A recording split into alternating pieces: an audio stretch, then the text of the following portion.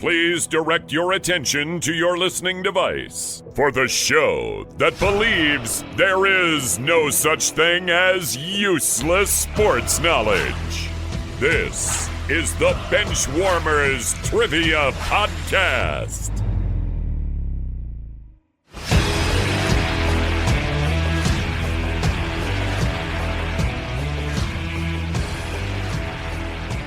Hello, everyone, and welcome to episode 361 of the Benchwarmers Trivia Podcast. Sports trivia for those of us who rode the pine. My name is Scott. I'm not your host today, but we're kicking it a little old school because we've got one of our OG guests on the podcast. I'm going to throw it over to him. You know him, you love him. He's been around the block. He's done everything on this show. He's a Patreon supporter. He's a Benchy Award winner. He's throwing out missing links that get awards. So he's ready to bring another great game to us. Ladies and gentlemen, Mr. Chris Shen. Chris, thank you for coming back to the bench. Why don't you remind everyone a little bit about yourself and to share anything since it's been a little bit since your last appearance. Scott, thank you. That was way too generous of an introduction. As you mentioned, my name is Chris. I am from the central Massachusetts area. I cheer for all the Boston sports teams, including the Worcester Red Sox, the AAA team for the Boston Red Sox. I'm a season ticket holder for them. I'm also an Ohio State fan and was before they could beat Michigan, which may be argued whether they can still do that now. Recently, I actually was supposed to record on a previous episode, I think about 2 weeks ago. Unfortunately, I had written on my calendar that I had the Drake May celebrity softball game. I had tickets to that, which was underwhelming, to say the least. Front row seats in center field at a celebrity softball game is not actually on the field of play because they bring in center field to about 40 yards they bring in, temporary fences so that they can actually hit home runs in that game. But other than that, everything's good except for the state of Boston sports. But what was that top tier celebrity at the game? Well, there was definitely some random celebrities there. Oh, of course. Yeah, I mean, Matt Rife was there. Ugh. The comedian. Ugh. I don't know if he's from Boston or what, but he was there. He's got one of the most punchable faces I think I've ever seen. Yeah. I mean, you had obviously half of the guys were on the Patriots. There was a couple of random NHL players who are from the Massachusetts area. Kevin Smith was one who was a Shark. And then there was another guy who I can't remember his name, but it wasn't anybody I had heard of. They didn't have any of the current Bruins there. I'm trying to think who else was there. Vrabel did make an appearance. No Rossini, but Vrabel was there. Ah. Yeah, there's none of the Celtics players were there. Oh, Chara was there. And he was clearly the worst player out there. But, you got to cut him some slack because he probably had never played softball before. He's got a huge strike zone, too. Yeah. God, I would think that he'd just be cranking home runs. Yeah, I guess, well, he's got his bat a little too low. Maybe if they rolled him to him. All right, let's get to our teams tonight because we have all bench warmers playing here tonight. So we'll go ahead and intro myself and my teammate first. I'm doing well. I just signed up for I guess what now would be considered an old man basketball league. As you guys know, you listeners know, I kickball and softball and flag football, but I haven't done like an organized basketball league in my 30s yet. So I don't know what's going to happen, but we play our first game in 2 days. And that means the next time you hear me on a recording, I'll let you know how that went. Hopefully I won't still be in traction or in the emergency room or whatever comes of that game. So that's me. I'm going to throw it over to my teammate for our team name. Mr. Taco, how's it going? I am well, and yes, anytime you get on some sort of field of competition, we just want to keep you safe, Scott. I am well. I am freshly back from New York City. I perfectly timed a trip to New York to be in that city for perhaps the greatest week in New York sports history.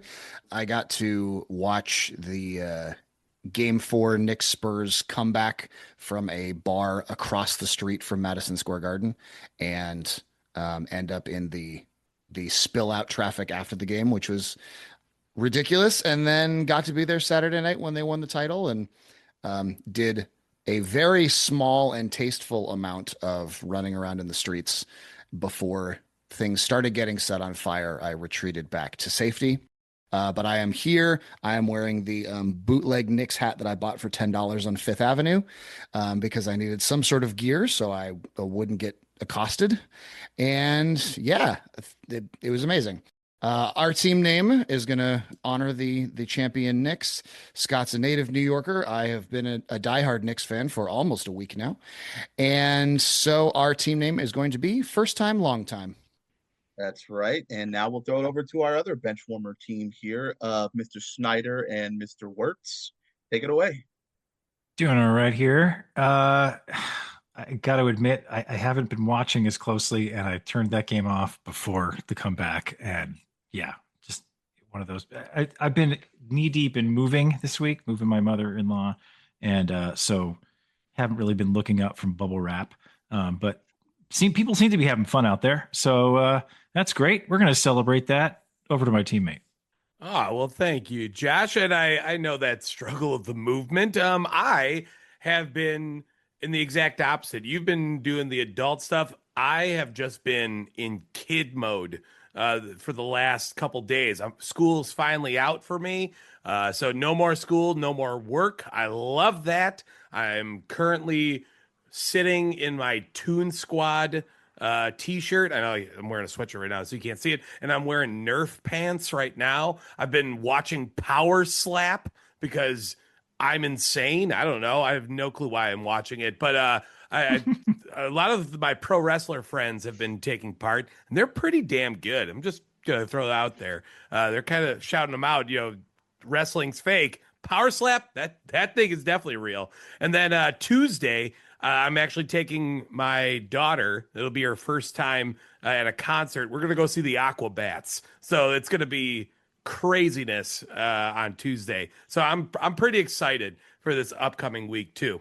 And Josh and I also wanted to honor the Knicks in a way that also throws a shout out to my city over here in Milwaukee. And so we wanted to give a recognition to one of those lesser known Knick players. And we're going to be Team Shemet Shemazel Hassenpfeffer Incorporated.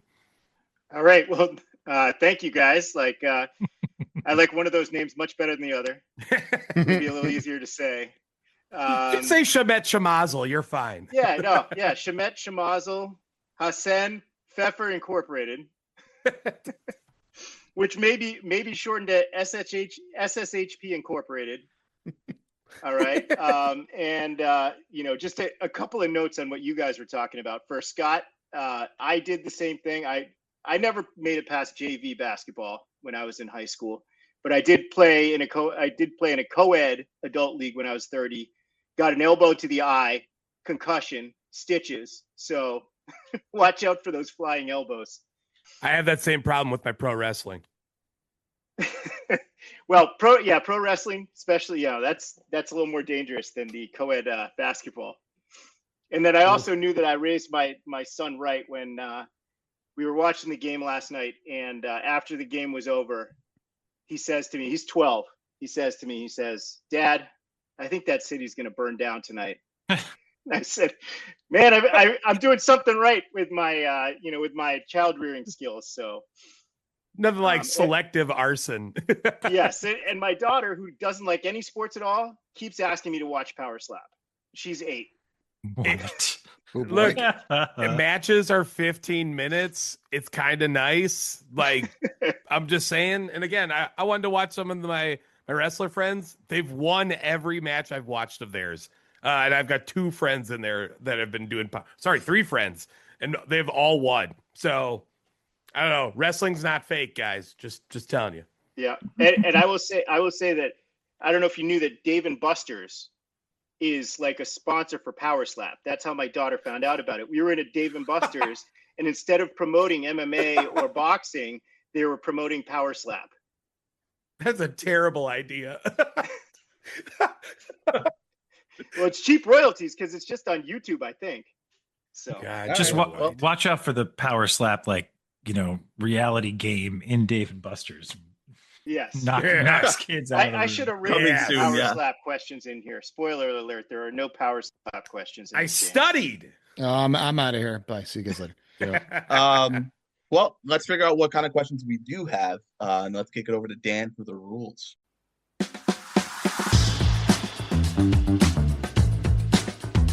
The game will consist of 4 quarters of play, each with a different trivia style. The styles of quarters 1 through 3 will change from show to show, and I will explain them to you as we go along. Like any good sporting event, we will have a halftime show after the second quarter with entertainment questions. And in the fourth quarter, our teams will wager from their points accumulated to see who are today's clipboard captains, to be honored like the true benchwarmers they are. All right, let's get this game underway. All right, Chris, it's all yours. Take it away. All right. So the first category we're going to start out with is pre and post game. Pre and post game. For this quarter, there will be 4 before and after style questions. For example, if I asked, what all-time leader in receptions for the Indianapolis Colts was a Notre Dame safety drafted by the Minnesota Vikings, the answer would be Marvin Harrison Smith. Each question is worth 25 points.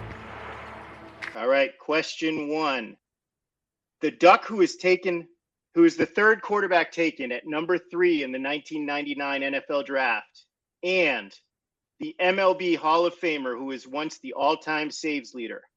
P.S. I know that there are some bench warmers who are going to hate this answer. Chris, we'll check in. Okay. First time, long time has checked in. Shemet Shamazel Hassan Pfeffer Incorporated. You have a time to talk. It's going to be great making you say that all night, Chris. All right, Joe. Is that Joey Harrington? Is that? No, in 99, that's... Oh, no, I understand why this is awful. I was trying to think of Trevor Hoffman. I thought he was going to be kind of a little kitschy, but no, this is Achilles Smith. Is that 99? Yeah, so that would make it Lee Smith. Oh, which is yeah. Again, hence why the bracket, or rather the PS is such a great clue for this. Yeah. Wow. Must have something against Bomback, Chris. All right. Yeah, Checking it in. Achilles Smith. All right. And first time, long time. What's your answer? We had the same thing. Achilles Smith. All right. Well, both teams are getting points on that first one there. Just a little bit of flavor text. So when I was researching this question, which was the first pre-post game question that I came up with, because I knew that some of the bench warmers would not like this question. But when I was researching it, I found out that was also the draft where the Saints traded their entire draft for Ricky Williams. And they tried to move up they tried to trade with the Bengals for it. They would also give up their 2000 and 2001 first round picks for that pick. They didn't do it. I think the Bengals should have done it. All right. Question number 2 in pre and post game. The member of Michigan's Fab Five, who is a current analyst and whose first name is one of the most popular among pro athletes today, and the woman who took public transportation to win the Boston Marathon in 1980, only to have her title rescinded a week later. Chris, we will check in. All right, first time, long time has checked in. SSHP Inc., it's your chance to talk. Okay. I think there's Rosie. Rosie, yes. That sounds right to me. This is the Boston shortcutter. Right. Oh man. I know. It's like was she Latin? Like Hispanic or I don't remember. Now that I'm thinking about it, Ruiz sounds familiar. Oh, that does sound familiar. Yes, that's it. Yep. Okay. So that makes it Jalen Rosie Ruiz. I kind of like this one a lot. I'm not going to lie. Yeah. We'll check in. Okay, first time, long time. What was your answer? Same thing. My first thought was Jalen Rosie Perez, but that's something quite different altogether. But yeah, we also checked in with Jalen Rosie Ruiz. Taco, that's interesting because my first thought was when he just said, and the woman who took public transportation, I thought it was Jalen Rosa Parks. I thought we were And I was doing like- a little fancy round here for a second. Yeah, I was like, it's not. Chris is throwing us a Black History Month question in June. I was like, all right, Chris. And both teams are getting points. The Rosie Ruiz story is actually quite hysterical if you read up on it. If you're not familiar with it, you should look at it. I mean, she meant to just jump in the middle of the pack and she went too far. She ended up winning. And, obviously people who run the marathon are all sweaty and messy, and she was not. And they were asking her about stuff, and she didn't even know the route of the marathon. So it was pretty funny, but it took them a week to catch her. All right, question number 3 in pre and post game. The former Alabama defensive player who signed early NIL deals with Beats by Dre, Bojangles, and Skybox Sports, but was most famous for his Twitter swap with a drink company, and a former Clemson Tiger who averaged 4.3 blocks per game during his 11 years with the Atlanta Hawks from 1977 to 1988. Chris will check in. All right, SSHP Inc., your time to talk it out. I think this will be an answer that never dies on this podcast. I think you're right. Go ahead. You throw it out there. So we had Kool-Aid McKinstry, who just, he keeps coming back because the name is just undeniable. And then player coach back in the days when I first started kind of watching basketball in the early 90s, I think toward the ends of his career with the Magic, Tree Rollins. Does that sound right? So that would be Kool-Aid McKinstry, Tree Rollins. I love it. And first time, long time? Yeah, we had the same answer, Kool-Aid McKinstry Rollins, and yeah, he just keeps coming up. I feel like we need someone to now usurp him so that we have like another cool name. We need like a purple Drank Lafayette, right? Like something Purple Drank Lafayette. like Early we need episode title, guys. we need something to usurp, or should I say you scissor Kool-Aid McKinstry. Boy. If only Flipper but yeah. Anderson played in this, era. Yeah, right. But until that happens, we're gonna stick with Kool-Aid, and yeah, we checked in Kool-Aid McKinstry Rollins. And both teams are getting points. It is Kool-Aid McKinstry Rollins. All right, and the final question in pre and post game.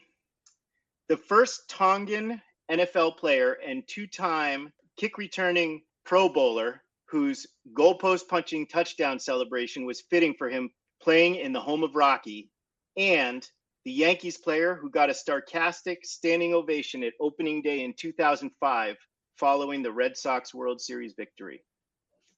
We can check in, Chris. All right, Whoa. SSHP Inc. has checked in, and kick it over to first time, long time. I don't have a whole lot of anything on this one, actually. I assume the second part's Johnny Damon because he leaves and signs with the Yankees. Mm-hmm. So that would make sense. Or unless it's somebody who would have been a particular GOAT for the Yankees in that 04 series. If they got a Yeah. sarcastic, I would assume, they were either a Red Sox or Mhm. they didn't play well that led to, you know what I mean? Like, Yeah. But I can't necessarily pinpoint like one person that blew it up for the Yankees or something. Right. And the first I'm trying to half, remember there was a Eagles pitcher that- Tongan kick returner. I mean, when I Um, think Eagles kick returners, you think Deshaun Jackson. mhm. Um, Ugh. We could just go with Deshaun Damon. Jackson, Deshaun Damon. I don't know. Yeah, I got nothing on this one either. So Jackson Deshaun Damon. there you go. Check it in. Shamet Shemezel Hassan Pfeffer Incorporated. What was your answer? This guy blew game 4 and game 5 in the ALCS. But I had no clue what the first part was. So I'll throw it over to Josh because he got savant on me. No, this was just a Slumdog moment for me. I mean, like growing up in Philadelphia in the early 90s, this kick returner became pretty well known to me because he also became a sports reporter who came to my high school and was the guy who interviewed Kobe Bryant and reported that he was making the jump to the NBA. I believe this is Vi Sikahema. So that would make it Vi Sikahem Mariano Rivera. All right, one team is getting points on this one. One of my favorite names growing up was Vi Sikahema. And I found out that I didn't realize that he worked as a reporter for 26 years in Philly after he retired with the Eagles. And then I also, Josh, you may know this too, maybe not, but apparently, do you know who Vi Sikahema's nephew is through marriage? I do. It's Reno Mahe, is that right? Or is Nope. that wrong about that one? Because I knew there Nope. was actually, he's a cousin or something like that. And he also became an Eagles kick returner. Okay, go for it, Chris. Movie star John Hader, aka Napoleon Dynamite, Oh my gosh. What? is apparently Vi Sikahema's nephew through marriage. Okay, Wow. that makes way more sense because John Hader is definitely not Tongan. Yes, through marriage. But I think that's hysterical. Although Napoleon Dynamite Taco, does that have enough syllables to be Tongan? That's a pretty long. That's yeah. That could, I think I can get there. All right. Well, after the first round, Josh, do you have the scores? Oh, I have the scores. Oh, Matt has the scores. Sorry, Taco. After the first quarter, Shemet Schlemazel Hassan Pfeffer Incorporated has 100, and First Time Long Time has 75. We wanted to let you know that we are on Patreon if you'd be interested in supporting us financially. Your contributions will be used to help us cover the costs that it takes to bring you the high-quality sports trivia you have come to expect from us. There's also some great perks that come with the Patreon membership to the Benchwarmers Trivia Podcast, including bonus episodes and Benchwarmers swag. You can find us at patreon.com/benchwarmerstp. Thanks. And we are on to the second quarter. The second quarter will be the missing link. The missing link. This quarter will consist of 5 questions with theme-linked answers. The teams will attempt to answer the questions and guess the theme. Each question is worth 20 points. A correct guess to the theme before the 5th question will earn the first team 100 points. The other team can still earn 50 points with a correct theme guess. If neither team has identified the correct theme before the 5th question, both teams can still earn 50 points with a correct theme guess. All right, question 1 in the missing link. Against the wishes of his agent, this pitcher signed a team-friendly deal with the Red Sox in 2006, only to be traded to the Reds just a month later. He became an all-star with the Reds in his first season and started at least 32 games every season he was there. Yeah, Projected. I think you're, yeah. All right, SSHP Inc., feel free to talk. The pitcher, what's his name? He won the Think World it's Series Bron- with Bronson Arroyo Bronson Arroyo won the World Series with who? with the Red Sox, and then got traded to the Reds. Oh, gosh. Is that right? Let me just make sure that the direction of that is right, because sometimes I get these wrong. I thought it was Bronson Arroyo. He definitely has recovers. the longevity as well as the long legs. Yeah, that's got to be right. It's the first guy that I came to my head too, but I was trying to think at who else it could have been. But Arroyo really did enjoy his time in Cincy, so I'm good with going with that. Okay, check it in. And first time, long time, what was your answer? Yeah, Red Sox to Reds in the mid-2000s, Bronson Arroyo. All right, both teams are getting points. The correct answer is Bronson Arroyo. And he was actually named after Charles Bronson. So Well, there knock goes off my any clue. Charles Bronson movies out of your, possibilities for the missing link. I was seriously about to send that to Josh. Like, what Charles Bronson roles do you know? All right, question number 2 in the missing link. In 1989, this University of Idaho guard and current Fox NFL color commentator became the first Alaskan-born player to play in the NFL. He later became the first Alaskan-born player to win a Super Bowl. In fact, he actually won 3. Okay, we can check it in. Yep. Ooh, we did it. All right, first time, long time. Your turn to talk. Yeah, so I don't know why, but Mark Schlereth came to mind pretty quickly, just based on the fact that he's on TV. I know that's the time frame. He was an early 90s guy, and he won at least 2 Super Bowls with the Broncos, Mm-hmm. right? The 2 Elway Super Bowls. Yeah, and then his third one Did he go to Baltimore? would have been Like, was he on those Ravens team? Like the Ravens 2000 like the team? 2000 Ravens team, Yeah. or was he like a Redskin or a Giant at the beginning of his career? Maybe He could have been. Yeah, prior to Denver, definitely could have been. Mm-hmm. I don't know. He just jumped into my head. It's I weird. mean, He looks I like Alaskan. it. He's got he's got the right complexion to be from Alaska. You know, he's not the most tan fellow, let's say. They call him the Arctic Fox. I like it. Let's go there. All right. Chris, we're going to check in with Mark Schlereth. Okay, SSHP Inc. What was your answer? Yeah, I mean, if they don't call him the Arctic Fox, they really have to start doing so. If he is on Fox, he's from Alaska. It's just right there, guys. I got stuck on like guard and thinking basketball the whole time, and I just had to get my brain out of it, right? And who's what's his name from Alaska? We always talk about all the time from Tree Rollins? No. Trajan Langdon. Trajan Langdon. Yeah. And then what's his name? Whose son's going to get drafted pretty Carlos soon. Boozer. Carlos Boozer. Yeah.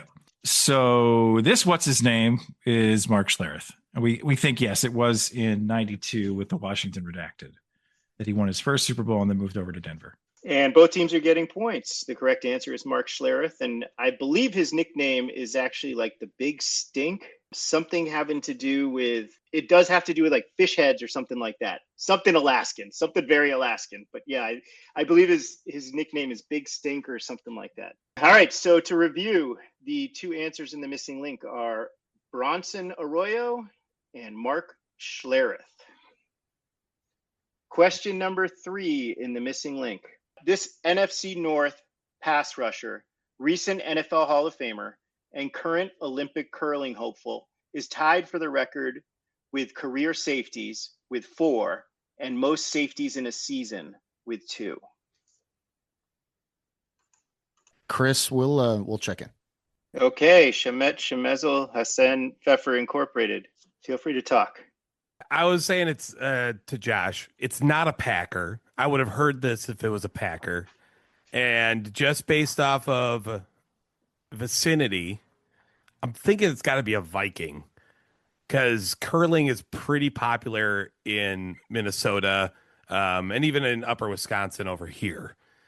So based off of that, I mean, it's what kind of Hall of Famer pass rusher could that be?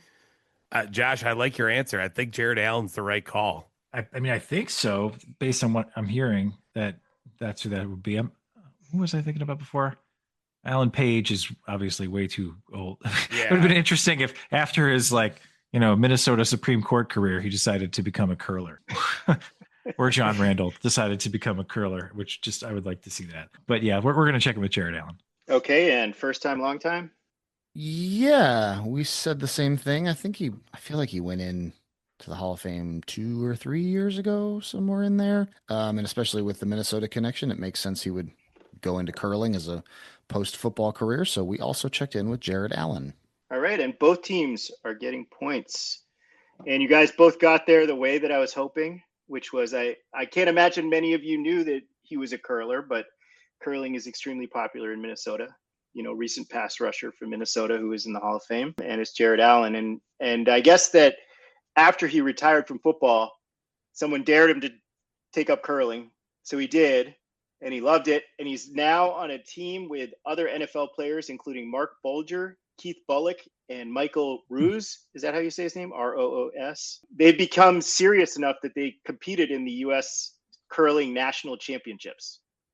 Apparently their team didn't qualify for the Olympics, but he and a couple of Canadian curlers actually purchased the Grand Slam of Curling series in 2004. So they like own it. And they're like, I guess, which is like the MLB of curling. So. Wow.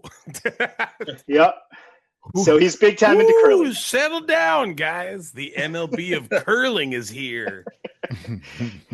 Or the power slap of curling. How's that better? That much better. Does Dana White have any stake in that too?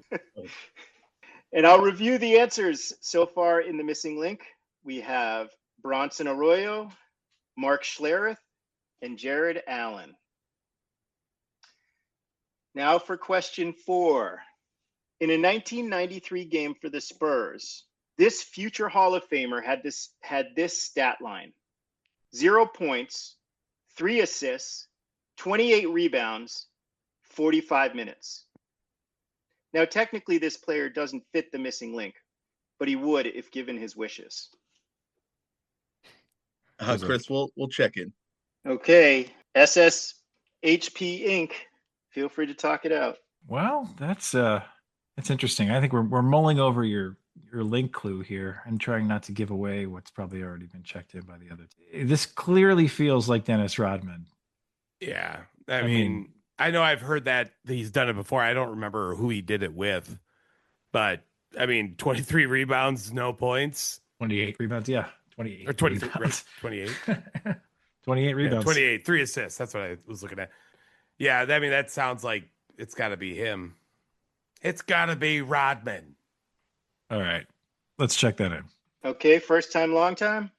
Yeah, this has come up before. I mean, obviously it's a pretty iconic and recognizable stat line. So we also checked in with Dennis Rodman. Yes, both teams are correct. The answer is Dennis Rodman. And let me review the missing link answers so far. Bronson Arroyo, Mark Schlereth, Jared Allen, and Dennis Rodman, ? Okay, on to question number 5. This is the year of the Miracle Mets, Joe Namath's guarantee, and Mickey Mantle's retirement. We can check in. Okay, first time, long time. Your turn to talk. It's 1969, right? Yeah, 69 is the Miracle Mets for sure. Mm-hmm. And then, yeah, Super Bowl III would have been 69 because the first one was 67. Right. Okay. I don't know what that does for the theme, but for now, we will check in the answer of 1969. All right. That's SSHP Inc. What was your answer? It was also 1969. Yeah.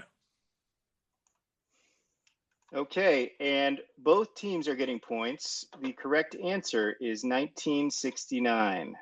All right, to review the missing link answers: Bronson Arroyo, Mark Schlereth, Jared Allen, Dennis Rodman, and 1969.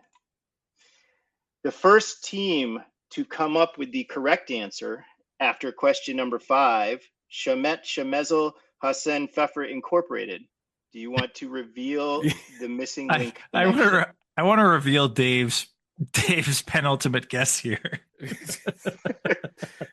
which I really want to. I don't know if we really should be musing on this for a second, but it was sexual positions. Hey man, you ever do a Schlereth? I can't shame anybody. Feel like that. Boy. But I mean, Arroyo. Okay, fine. Anyway, let's not go down the list. But Dave, they also call a Schlereth a baked Alaska, where I come from. Well, also a big stank too. We're gonna get some emails.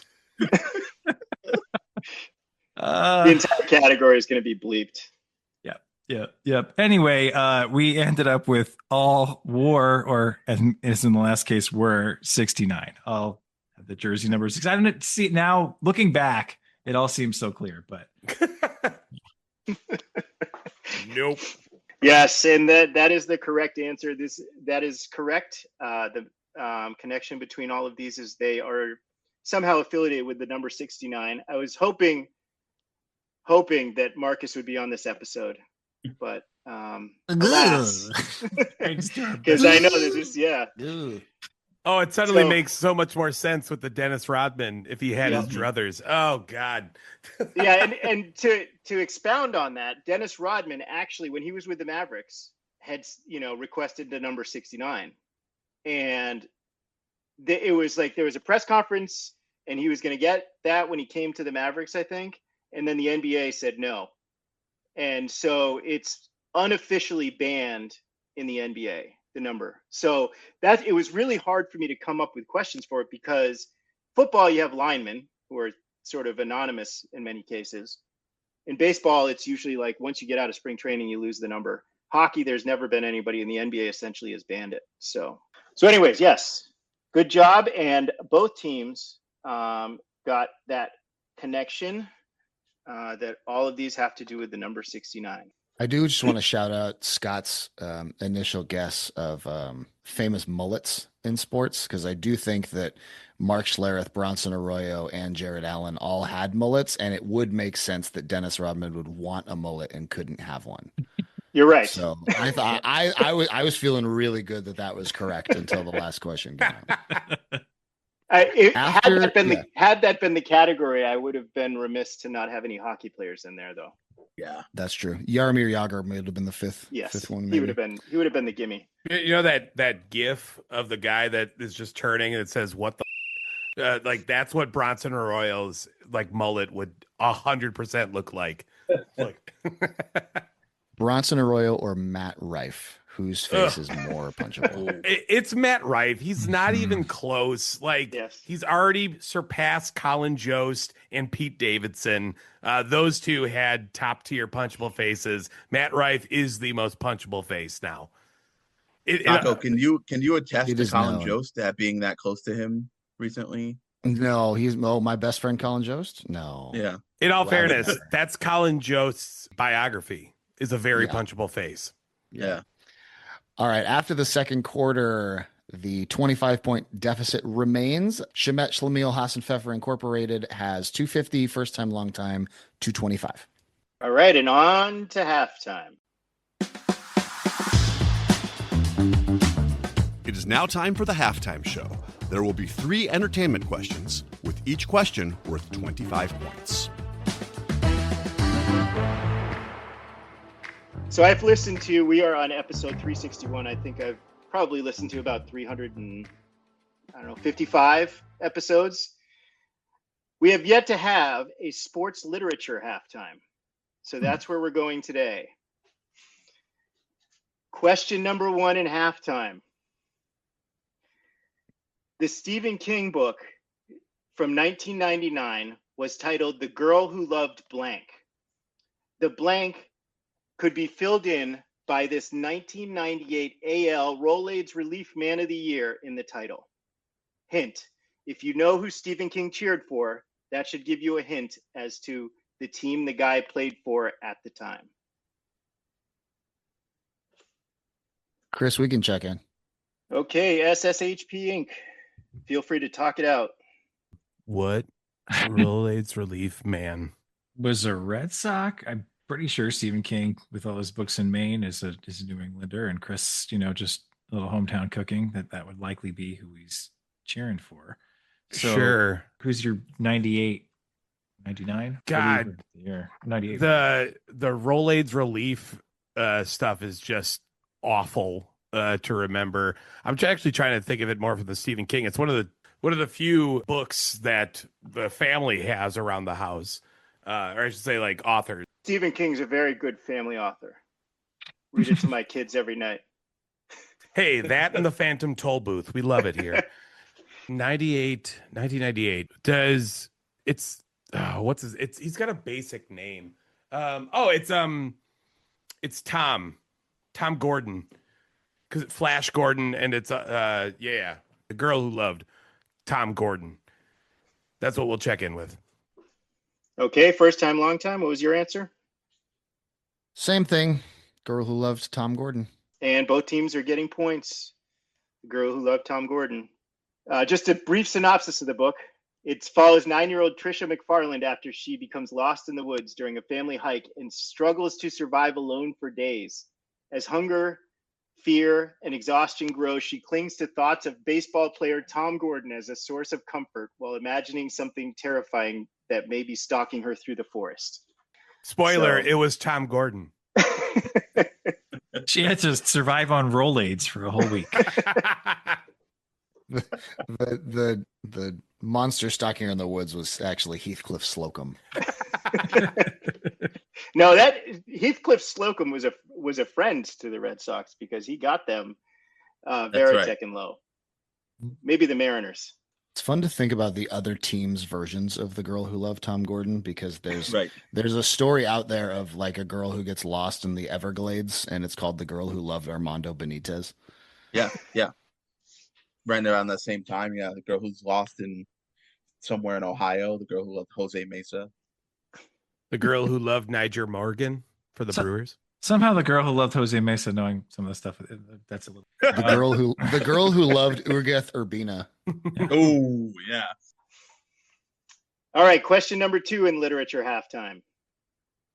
John Urschel, an offensive guard for the Ravens, wrote the book Mind Over Matter, A Life in Blank and Football, about getting his PhD in what subject while in the NFL? We'll check in. Okay, first time, long time. Feel free to talk. Yeah, I mean the first thing that popped into my head was math, because I kind of vaguely remembered John Urschel. I think he went to like Harvard or MIT or something for that PhD. And then, yeah, mind over matter, like the fraction symbol or something. You said psychology as well, which is a good guess too. I don't know. Some about math is sticking with me. So Let's do math. all right, let's not overthink this and belabor it. We'll check in with math. Okay, SSHP Inc. What was your answer? We were debating the very same thing. I was getting really stuck on the mind over matter and thinking that it had a psychology element to it. But then, yeah, Dave was like, simpler, keep it simpler. They're football players, what's something like math, numbers, like, I'm like, oh, that just kind of got me. And I think similar to Taco, it sort of struck something that Urschel has a PhD in math. So we went with math as well. All right, and both teams are getting points again. He did get his PhD in math from MIT while he was in the NFL. He is a former Harvard Junior Fellow and is now a mathematician working in spectral graph theory and theoretical machine learning. So, well, I guess I was wrong about keeping it simpler. Yeah. Hey, I'll make sure not to make fun of him. I literally put in the chat, I was like, come on, he's no Richard Sherman. All right, question number 3 in literature halftime. Unlike the movie, which features a character whose fandom is for the Red Sox, Fever Pitch, the book by Nick Hornsby, is actually about soccer, football. What EPL team is the book about? Like the movie's choice of the Red Sox, this EPL team also had a great 2004 season and went unbeaten. And until the 25-26 season, this had been the most recent title won by this team. Yep, I was just about to send it to you. We can check in. Okay, first time, long time, your turn to talk. I think, especially with the last clue about until the 25-26 season, I think it's Arsenal. They just won the EPL this year. I'm pretty sure it's Arsenal. I remember hearing like a random fact about Fever Pitch a long time ago. It was about Arsenal. Yep, we will check in with Arsenal. SSHP Inc., what was your answer? Yeah, I said the same thing. Josh did too. We both knew it. We said Arsenal FC. All right, and both teams are getting points.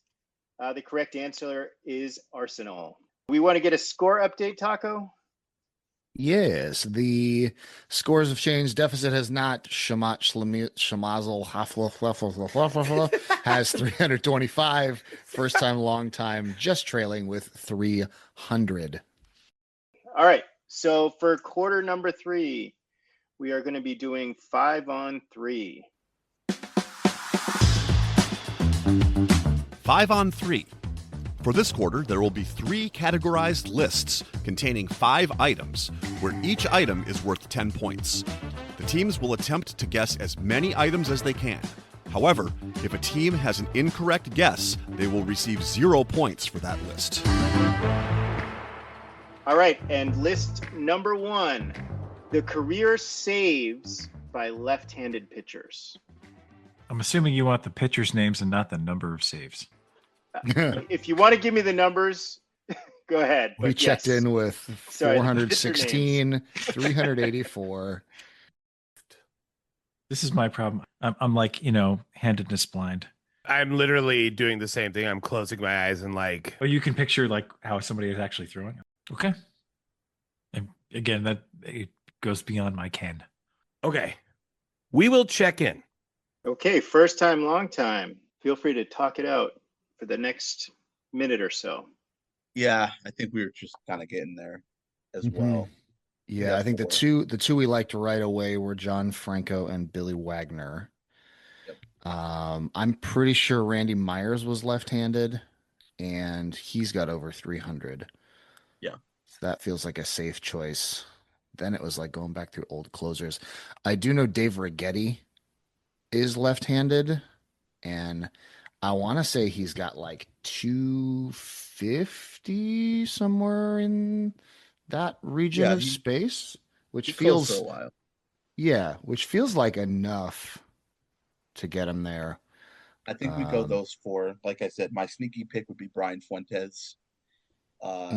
All-star. He closed a while for Colorado, and then he went to the Angels and he closed there for a few years. What about dude for the Royals? Didn't the Royals have a lefty closer in like the 2010s? What was that guy's name? 2010. Well, the World Series teams they had like Wade Davis, Greg Holland. Those guys are all righties. Oh, okay. Maybe I think maybe I'm misremembering Wade Davis is left-handed. Yeah, no, they had Giants legend Jeremy Affeldt for a little bit, and they're both, but it's not him. Love Jeremy Affeldt. King of the stupid injury, Jeremy Affeldt. He hurt himself barbecuing once. Like he's one of those like he tore a rotator cuff putting a sheet on his bed. Right.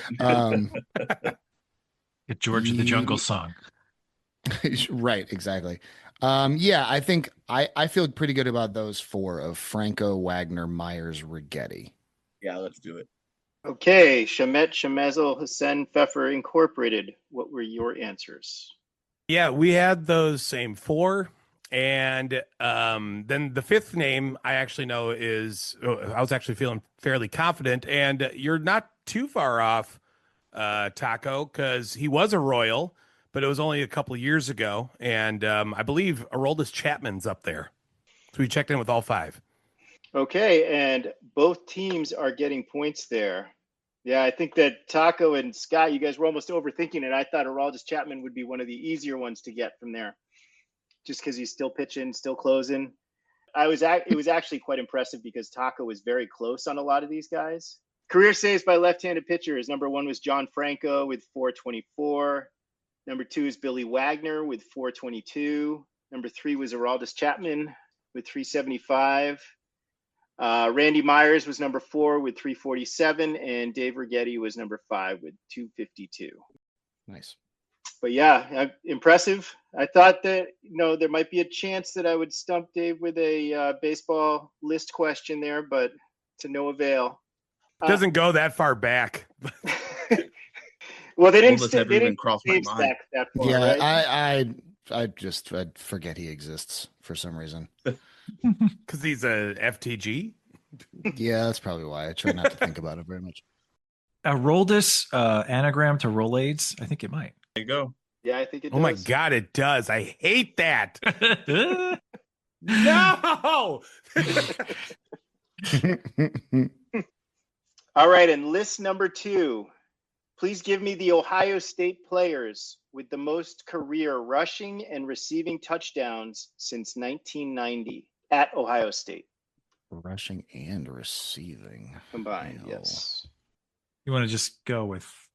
Yeah. All right, cool. I'm fine with that. All right, we'll check in. Okay, with about 45 seconds left, first time, long time, you have a little bit of time to talk it out. Okay, so there's a lot Got of a lot of names. Yeah. The first thought that popped into both Scott and my head was Beanie Wells, which I don't think is correct, but shout out Beanie Wells, I guess. Um, Because no one else the will. right, the guys I think we both think are there are Eddie George for sure. I like Zeke Elliott, combination of longevity and a lot of time or a lot of Yeah. production. I'm almost positive Chris Olave is maybe the receiving touchdowns leader.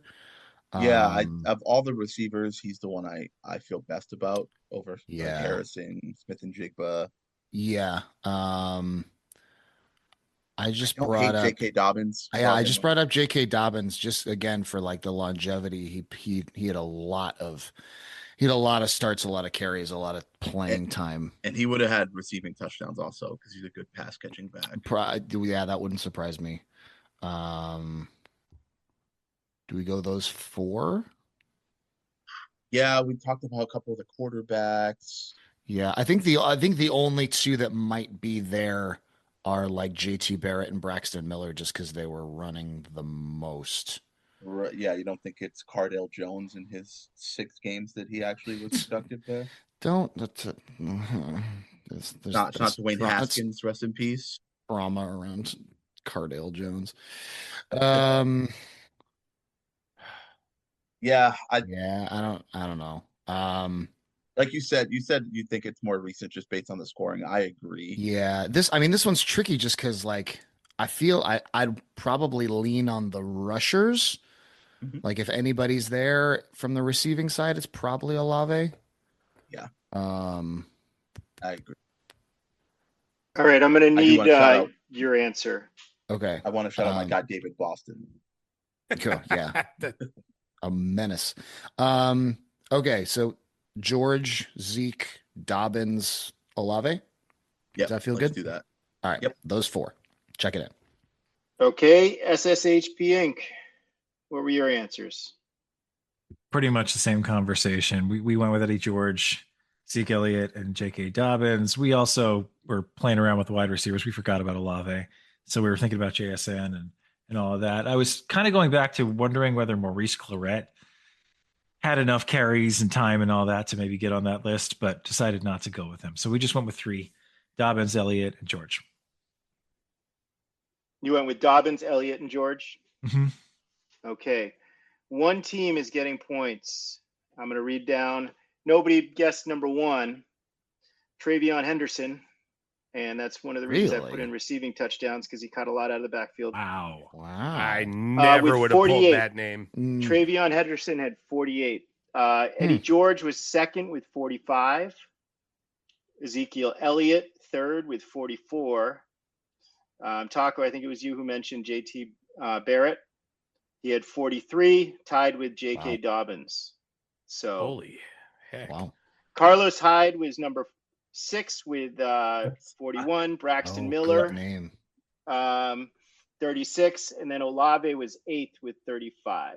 I didn't throw the receiving in there to confuse you guys, but only because it's, a lot of these running backs nowadays, they catch touchdown passes as well as rush them. I didn't think Carlos Hyde Makes had sense. that many. Carlos Niners Hyde legend existed. Carlos Hyde. Okay, on to the last list. There's going to be a lot of groans after this one, I think. No Eid on the podcast. All-time career points leaders for the Boston Bruins. Oh, brother. Okay. Oh, boy. Yeah, a lot of these players are from before the Kraken's existence. So if you're a lifelong Kraken fan, you might not have seen a lot of these guys play. Thanks for the hint. That totally helped. Chris, we're going to check in. Okay, SSHP Inc. Feel free to talk it out. All right, we've thrown out a lot of names. And in all fairness, Josh, you have thrown out a lot of names because I was of no help. Not true. It's a team that's known so well for their defensemen. Yeah. And, stellar goalie play. Like they're not you don't think of them as a high scoring team. So Phil Esposito, let's just say Esposito. I forget. Yeah, I would say lock him in. Lock Esposito, right? And then of late, we were talking about Patrice Bergeron and Marchand. You felt pretty good about Marchand, right? I was sending you before they checked in. Didn't Ray Burke have a lot of assists? Oh, that's true. We're talking about points, not just goals here. Yeah, this is points. Yeah. Right. And I thought he had a crap ton of assists. That does sound right. So you want to go with those? We really aren't sure about the name. We're not sure about is Bobby Orr, whether he scored enough to be on this list coming from his era, where defensemen didn't necessarily score as much, but I thought I remembered him, I just feel like that's just too obvious of an answer. And maybe that's me thinking like it's a bench warmer throwing it in. Cause we do that to each other all the time, a banana in the tailpipe. And I don't know how mean, Chris is. Granted, he did a literature round. I'm from Boston. He's very mean. We already had Eddie George as a correct answer for the first time in a long time. So, Yep. That's like one of those things. It's like, on the Winfield where it's like some Orioles answer, like bird answer. That one pops up. Eddie George is a correct answer. Eddie George and Tree Rollins. What the hell? Yeah, All right, Taco so typed Eddie George, and I was like, I can't say it, but that's probably right. Well, you did All right. now, and now I'm going to make sure it's left in the quarter. Got two of those in the last quarter. That's the time. I'll give That's you guys the another end. 30 There we seconds. ended. All right. Do you want to go 3 or 4? Okay, so we're going Esposito, Bergeron, Marchand, and then Bork is the question mark. Bork. Let's go Swedish Chef and include our Bork. All right. We'll go with those 4. Check it in. Okay, first time, long time. Yeah, there was a Bruins question a while back on this podcast where literally the only Bruin I could come up with that might be close to this list was Cam Neely. So I have looked at this list at some point. I actually think Ray Bork is first in points. But we ended up going with the same 4 of Ray Bork, Brad Marchand, Patrice Bergeron, and Phil Esposito. I always get them confused, but Scott's pretty sure that it's Phil, and then Tony's the goalie. So yeah, we checked in with those 4. Which positions does Giancarlo play? That's what I want to know. And both teams are getting points. Number 1 is Ray Bork with 1,506 points. Number 2, whose name, this person's name didn't come up, but probably not surprising. He's a little even before Bork's time, Johnny Busick. He had 1,339. Then Patrice Bergeron with 1,040. Phil Esposito with 1,012. And then Brad Marchand with 976. Good job, guys. I know that was a tough category, so you guys did. I think really Bobby well. Orr's like 9th or something. Yeah, he's 8th. Mm. All right, on to the 4th quarter. But before we get there, Taco, do you have a score update? After the 3rd quarter, we have Shemet Schlemazel Hoffenpfeffer Incorporated at 445 and First Time Long Time at 380.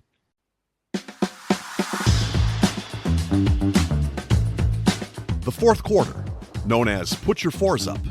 This quarter consists of 4 categorized questions that the teams will wager up to 100 points each, not to exceed their current point total.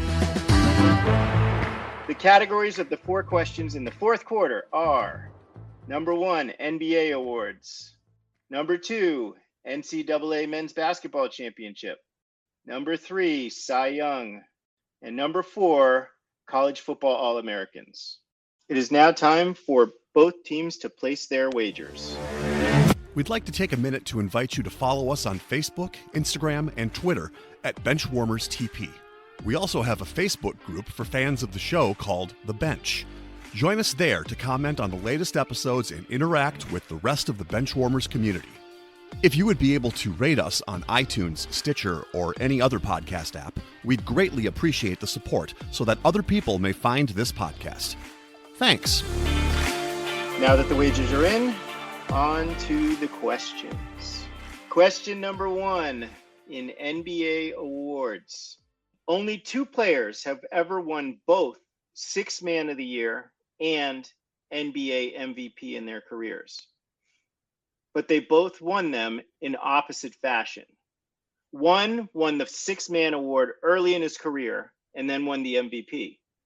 The other won MVP and was later named Sixth Man of the Year at the tail end of his career. Both players won the awards when they played with different teams. A hint, the retirement of one player and the rookie year of the other was separated by 22 years. Name both players. Chris, we will check in. Okay, SSHP Inc. Feel free to talk it out. Ooh, okay. I was throwing some names out there. I'm pretty sure Harden won Sixth Man. He was early on because he won one with the Thunder. Oh, he won it early. Oh, got it. He won that early.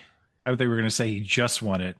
No, his luck has not been so good in the last week. Yeah. Gotta leave that side piece not on the front seat, dude.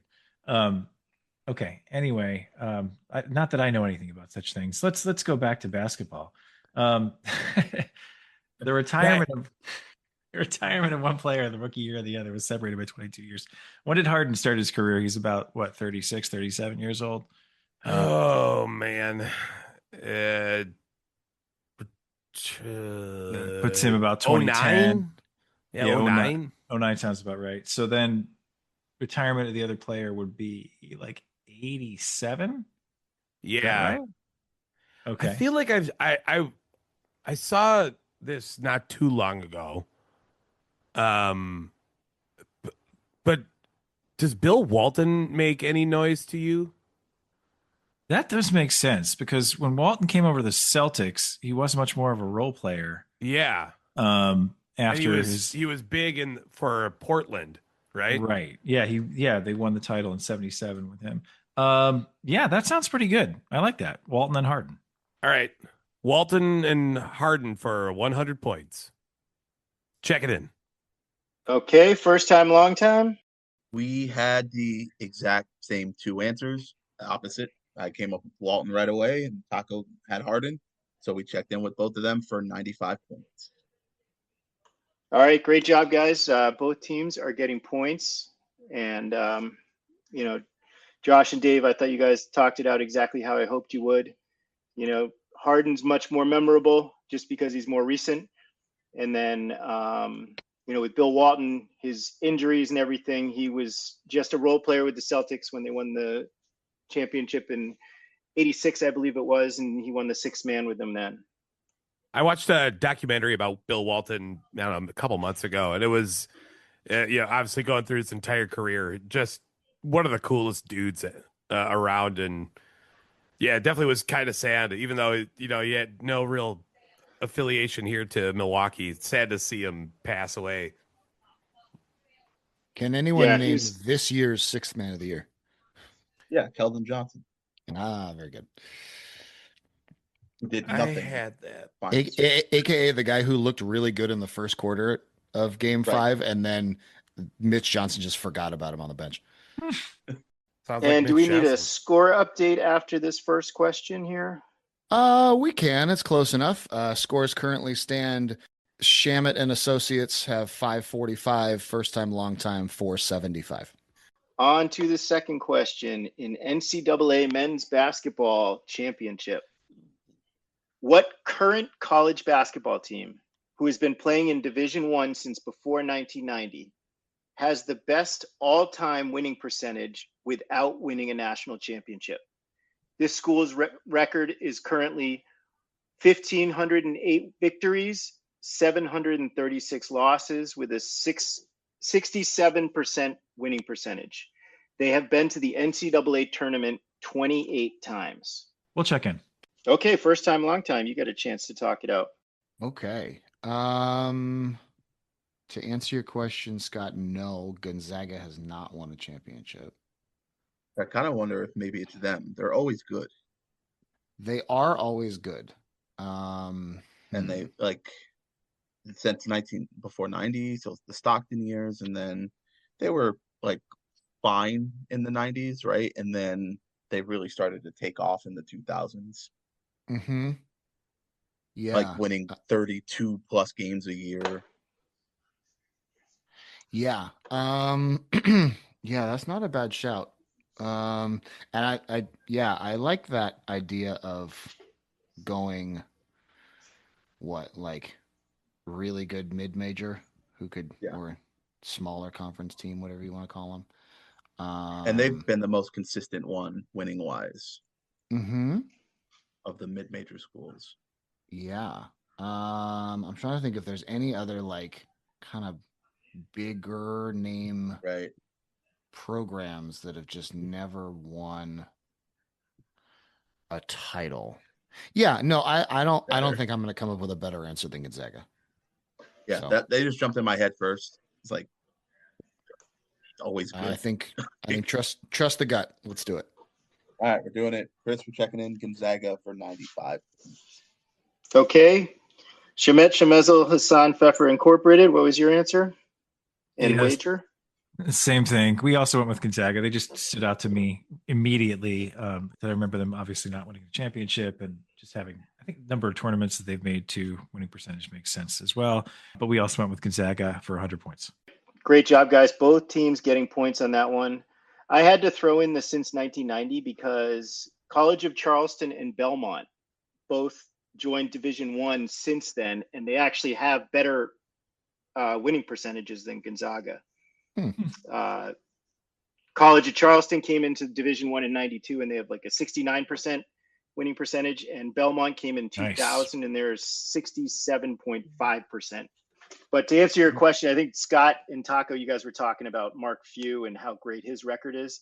He has a 773 and 156 record. So he's got an 83% winning percentage since they came here, which is crazy. And they only made 2 NCAA tournaments before he got there. Wow. So he's been 20. That's wild.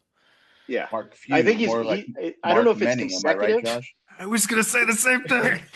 Got him. On the wavelength. You out-Snydered Snyder. Yes. That gets us. I think we get 10. I think we get 10 of their points. Right? You could tell he's tired, right? From all the moving. Oh my God. Oh man. I didn't want another oh boy. I was just holding it back. I think with a name like Mark Few, you're allowed to get the putt. It's when you start, taking Devin Aromashadu and you're like, oh God. Fair enough. I was going to start making a Belmont joke about how they crack the whip on other teams with their Castlevania offense. Well, yeah, but I'll hold that for another time. Every game for Belmont is high stakes. All right, Taco, do you want to give a score update after that? I think it's gonna Hassan Whiteside, no, Hassan Pfeffer and crew are gaining 5 points every question. So they're still winning. There's 2 questions to go. All right. We'll go on to question 3 then. Under Cy Young. Name the only player to win this Cy Young Award with a losing record. This National Leaguer came into games to this song, Welcome to the Jungle. All right, we'll check in, Chris. All right, first time, long time. You have a chance to talk it out. Yeah, well, I mean, came into games, screams closer. Yeah. 2 names we threw. First name I threw out was Eric Gagne. Dennis Eckersley could be in there as well, although I don't think Dennis Eckersley strikes me as a coming out to Welcome to the Jungle kind of a closer. That feels very much more in Eric Gagne's kind of a vibe. I would agree. Yeah, Gagne makes sense. I again, it's one of those things that like I feel like I've heard before on like a John Boy video or something. Shout out Jolly Olive. He does great videos. Where I could totally see a situation where he had 58 saves in his Cy Young year or something, and he was like 0-1. You know? Yeah. Let's do that. I like that. All right, we will check in Eric Gagne for 95 points. Okay, and Shemet Shemezel Hassan Pfeffer Incorporated. What was your answer? This is all you there, Josh. You gave the answer to me, and you had it in your head already. Well, Come I on, know. man. As I was saying, I said it just now in our little chat. Like, God, he came over to the Brewers and just was awful. He was terrible here, and everyone hated him. And just like those Dodger fans when they had him wore those shirts that read "Game Over," his career was over after he came over to Milwaukee. Yeah, this is Eric Gagne, 100 points. I just kind of want to know what Guns N' Roses song Dennis Eckersley should have been coming into. Was it like Chinese democracy, obviously. "Don't You Cry Tonight"? I used to kill her, but I used to love her, but I have to kill her. Yeah, that's the one that's in my head. "Knocking on Heaven's Door" cover version. Okay. Anyway, back to you, Chris. All right. Both teams getting points. The correct answer is Eric Gagne. Gagne finished the season with a 2-3 record. All of his decisions came when he came into tie ball games. So he didn't lose. He didn't blow any saves because that was the year that he went 55 and 55. He went perfect on save chances. I think he actually got up to like 80 something consecutive saves going into the next season. Yeah. But in fact, two of those losses came in back-to-back appearances. He gave up 2 earned runs in his 55 saves. He gave up 6 earned runs in his 3 losses, which I thought was pretty crazy. Anyone know the starting pitcher the starting pitcher to win the Cy Young without a winning record? No, but I'm sure you're going to tell us. Fun. My fun fact, sorry. It's Paul Skeens. Oh, right. Oh yeah, because he was like at 500 last year. Yep, 10-10. Yep. Yeah. And Dave, the reason why Eric Gagne was so bad for you, I think he a Brewer after the Mitchell report came out. Ooh, I didn't think about that, but that could be. That would explain a lot. That would explain his a lot. Career and the reason why he didn't have a whole lot of career after that. Just Welcome to the jungle. Now get the hell out. We've got HGH. HGH Incorporated over here. All right, going into the last question, HGH Incorporated has 745, and first time, long time taking HGH has 665. All right, so I think there's still a game going into this last question here, right? So the last category is college football All-Americans. Here's the question. In honor of my question writing sensei, I wrote a David style question to close it out. No! Oh boy. Damn it, David! Kryptonite has come. Name the school with the most All-Americans that matches the first letter of the names of those All-Americans. In 1984, Ricky Anderson, who never played in the NFL, was a unanimous first-team All-American punter. That same year, the second and third team All-American punters were unusual. Both would eventually become NFL players, but both started offensive positions other than punter in the NFL. Coincidentally, they both started the same alternate position. One of these players played 18 NFL seasons, mostly as a punter, but he also had 13 career starts at a position other than punter. The other played 16 NFL seasons, had 135 starts at this position besides punter, and 0 starts at punter, although he does have a couple of very memorable punts. Name both players. We can check in. Okay, SSHP Inc. has checked in. First time, David, long time. Feel free Don't to try and trick me on punter questions, Dave. Okay. I'm gonna need that question in writing.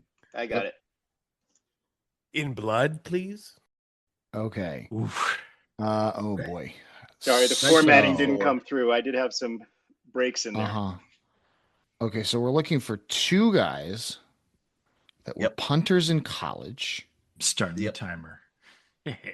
and Played offense, played a different played position, offense, but different position other than punter. and they both played 16 and 18 years respectively. So we're talking about into the early 2000s Mm-hmm. for their careers. Yep. One of them played mostly as a punter. Mm-hmm. So the first guy pretty much punted, and then the other guy didn't start at all at punter, but did have some punts, Right. including 2 over 80 yards, which seems like that would be very memorable. Yeah, especially for a non-punter. Are we thinking this is like a quarterback? Yeah, because it's 84, I was thinking Doug Flutie. He used to do the drop kicks, Oh, that's got to be right. right? Yeah, that's got to be right. So that's got to be the second guy. That's the second guy. Yeah. So assuming they are quarterbacks, so if it is Flutie, then the other guy's a quarterback. Well, he's mhm. a punter, but also started at quarterback. Yeah. So he had 13 career starts at quarterback, but mostly punted. Right. Between the mid 80s and early 2000s. When was Tom Tupa around? I think Tom Tupa is he's one of the eternal ones. He's one of the ancient ones. Right. He's been around since the times of Charlemagne. And David Lux. And David Lux, exactly. Okay, hold on. I'm gonna do a little bit of did Josh Schneider overplay his hand? Is this an eagle? Randall Cunningham. Oh, Would he but have one of them played 18 NFL seasons, mostly as a punter. I don't think Randall right? played mostly as a punter. Oh, I see what you're saying. Right? Like he was mostly Yeah, a yeah, quarterback. yeah. Yeah, Randall could have been the second guy if we don't think the second guy's Flutie. sure. I It don't could know a be lot of Tom. It could be Tom punters. Tupa. I don't know. Tom Tupa's got a fun name. That's That for is a fun sure. name, man. I know he was And he still playing in like the early 2000s. I don't know when early he started. 2000s, somewhere in there. Who'd be some other punters from that era? Like a Yeah, there's a Sean couple. Landetta Right. or When did Jeff Fiegels come in? Jeff Fiegel. Ooh, Jeff Fiegels. Jeff Fiegels feels a little later than that, right? Yeah. Well, yeah, I Um, think he lasted till almost like 2010. yeah, or like a Reggie Roby. Ugh. Could we just go Flutie and Tupa? Yeah, I don't know yeah, that it matters. If Snyder has them, they're gonna win anyway. So yeah. Let's go Flutie and Tupa just because they both they have that long O sound that's fun to say. Kind of sounds like the Swedish chef. Flutie and Tupa. it's like a flute and a tuba. Yeah, yeah. It's very musical. All right, Yes, we're we'll gonna check in with the marching band as Flutie and Tupa for 95 points. All right, and Shemet Shemezel Hassan Pfeffer Incorporated. What were your answers? You were right there about to score, and you quick kick punted it away like Randall did for the longest punt in NFL history. You had it. Yeah, it was absolutely Tom Tupa and Randall Cunningham. Oh, okay. Yes, one team is getting their points. SSHP Incorporated, and I could see Josh laughing and squirming over there because you talked about Randall. The one thing that should have drawn you off of Flutie is that it says he played 16 NFL seasons, and Flutie played so long in the CFL that I actually thought he still got to 16 NFL Hey, seasons. I was thinking Actually- 16 still. I was like 16 in the NFL. That 9 seems in the light for him. CFL. Yeah. Seems reasonable. That's what 10 in eugenics the gets you. He also didn't have Cornhole League. 135 starts, I don't think, because he played a lot as a backup. Even when he first got into the league, got back in there, I think. But yeah, I mean, it was. When I saw that, I don't know why I was looking at a list and I saw that this guy Ricky Anderson I never heard of, but then it's like Tom Tupa and Randall Cunningham finished second and third. Both of them actually ended up being punting All-Americans at one point. Cunningham in 84, I think, and then Tupa in 89. Tupa and Cunningham were both starting quarterbacks for their respective teams. UNLV for Randall, and then Tupa went to Ohio State. So, how long was Doug Flutie in the Eugenics League? Yeah, but did Randall Cunningham have his own cereal? I don't think he did. Probably in the the Philly Flutie area. Flakes, Flutie Flakes. And video game, too. Doug Flutie, All-American football. Cunningham Crisp. Did All right. Cunningham Crunch. Did Cunningham have Crunch. a video game? I feel Cunningham, like Cunningham did thank have you. it. That's better. You're right. He did. He was in the NFL quarterback club game. He was one of Yeah, the he people was in it. It wasn't his game though. That's Brett Favre's game. Only player to have his own video game and defraud a state. Well, this game has finally come to an end. First time, long time, finished with a very respectable 570 points. And the team whose name I've been mispronouncing all game and will probably mispronounce again, Shemet Shlemezel Hassan Pfeffer Incorporated, finished with 845 points. Congratulations to you guys. You win the Clipboard Captain Michael Bishop Award. Ooh, yeah. Thank you guys for going through the pain that was my game here. great game. Great. There's a couple of questions here that sort of sparked me to write the rest of them. That last question there was the one that really sort of, I was like, that's got to be a question somewhere. Someone's got to know this information. Mm-hmm. But thank you for having me on. I love your show. You guys are all great. Gets me my sports and trivia fix simultaneously in this day and age of multitasking. It's great. No, it was awesome. A great game, Chris. We enjoyed it. A lot of great questions. And Scott, I saw how excited you got with the Michael Bishop mention. So if you want, we can trade later. I'll give you our clipboard captain for one of your clipboard captains. I don't have many, but yeah, I have a few on the shelf. Probably some really good ones. I do actually, yeah. If not, I can always bezel you for some. Thanks again, Chris. We appreciate you jumping on and all your support that you've given this podcast over the years. And if you are listening and you also would like to host a game like Chris, just reach out to us and let us know. We are always happy to invite guest hosts on. It takes some of the work off of us, and we get to just kind of sit back and play and have fun. So if you have a game or even a half game or just a quarter style that you want to submit, please reach out to us so we can do that. But don't reach out to David Lux. Don't reach out to David Lux for help. Do I not swear to let God. David screen your game. Send it to one of us rational, non-fossil bench warmers. All right. Mostly because it takes months for him to edit it because he only responds by carrier pigeon. Yes, exactly. Yeah, you won't get on David's radar till 2028 at this point. So I have more literature questions for halftime if you want them. We'll have you back on for that for sure. Thank you again on behalf of Dave, Taco, Josh, and myself. Thank you for listening to the Benchwarmers Trivia Podcast. And until next time, we'll keep the bench warm. That ball hit high and deep. Stretch. Get on back there. They look up. You can put it on the board. Yes. The pitch from Matt Silvano.